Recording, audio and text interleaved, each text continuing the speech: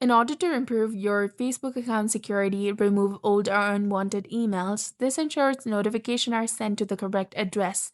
You can do this on your phone in a few simple steps. So, first, you need to access the Facebook settings. Go ahead, open your Facebook application, tap on the three lines in the top right corner to go to Settings. Now, scroll down, go to Settings and Privacy, tap on Settings.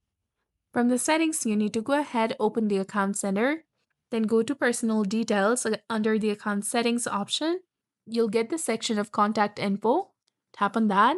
Here you will see your email address that has been added to your account and also the number. If you want to go ahead and remove the email address on your account, go ahead, tap on that email address that you want to remove and tap on Delete Email Address. Tap on Delete again to confirm. After that, simply enter the correct form of your password of your Facebook account and you'll be done. So that's it for this video. I hope you found this helpful. If you did, please like, share, and subscribe.